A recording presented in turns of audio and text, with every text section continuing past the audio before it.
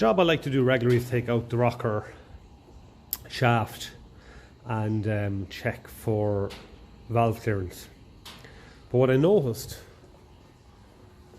and I was checking the valve clearance, is that some of these lobes, they're worn uneven. So I'm going to flatten them with a file, because it's very hard to get a good reading on them, because there's a lip there, we'll say, that's standing proud. So you put in your feeler gauge here and it feels like there's too much of valve clearance, and then this little dimple here then is taking up the play. So if I have them nice and flat to start off with, I'll be able to get a good reading. So I'm just giving it a bit of a wash here, especially that hole there. That's where your oil comes up from the oil pump, and that's where it lubricates this rocker shaft. So that's very, very important. So I'll let that drip dry there for a minute, and I'll put that into the vise and start flattening those surfaces. And I always just make sure that these aren't bent as well, just in case. So take each one out, clean it, give it a roll, put it back in. So that's all the push rods back in, checked all of them, none of them are bent. I've just checked the torque of these head bolts, should be about 65 foot-pounds, so I checked them with this torque spanner. Gave the exhaust and intake manifold nuts a little tighten up. They all tighten up a bit with the heat, I suppose, up to now. The rocker cover gasket is nicely cemented in place there, so I'll put a bit of this Indian head on the rocker cover after I give it a clean out. I actually didn't look underneath it. Sometimes these can be a little bit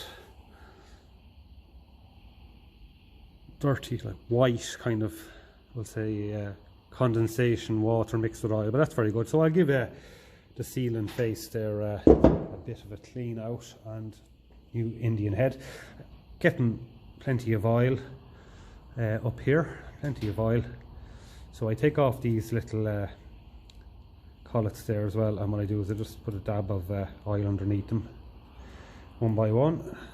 Find a place where there's plenty of oil and just give them a little dab. I don't want to put grease under there because it will affect the reading for the valve clearance. So that's that. I get my carb spray now and just give that, actually bring it over to the parts washer, give it all a wash out, and then clean up this sealant face here now and put on a bit of Indian head.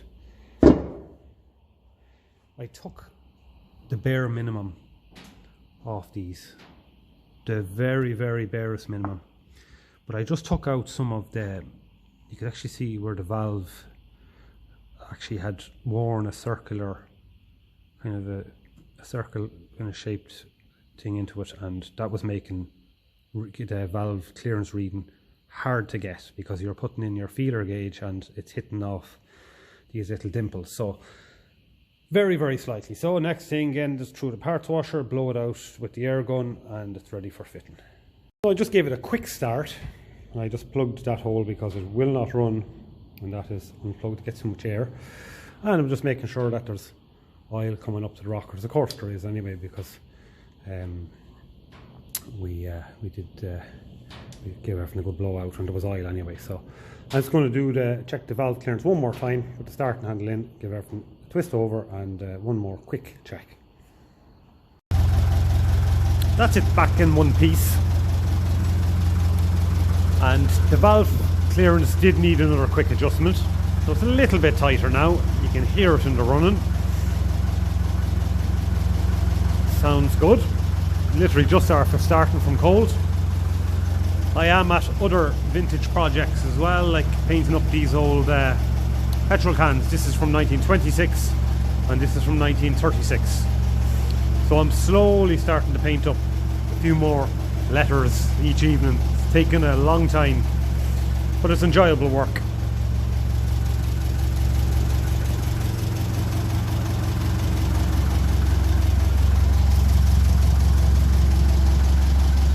The bit of polishing on the paint has just brought out the colour a little bit more, made it a little bit lighter as well. because this paint is a lot darker than it should be. So you can hear the tappets clearly, they sound happy. Starting very well from cold, a little bit of choke. So it's been running there for about 2 minutes, so we'll probably start up without any choke now.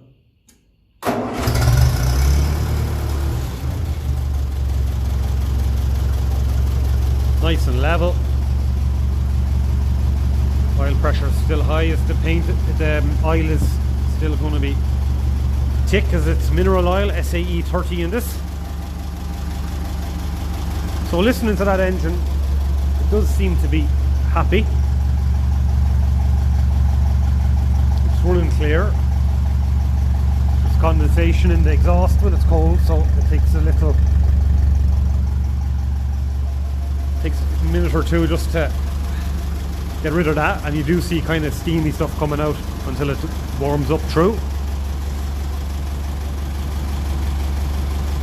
So them little bits of maintenance or preventative maintenance, whatever you want to call them, they do definitely make a difference.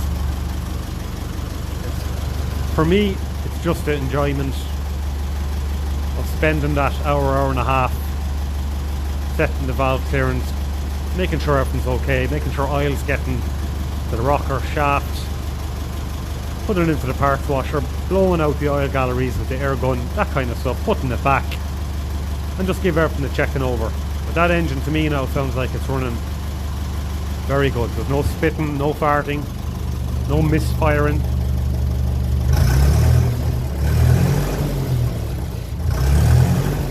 The throttle's responsive. You can sit at high revs, fairly level. It's charging its battery. Charger lights going out.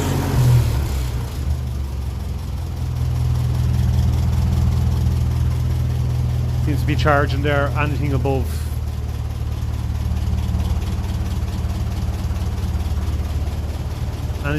about 600 revs. Seems to be happy. Yeah, it definitely sounds like it's burning well. I gave the seat a bit of a clean up as well. It was very, very grimy. Got a bit of it off. I don't want it looking too shiny. I want it to fit in with the rest of the vehicle.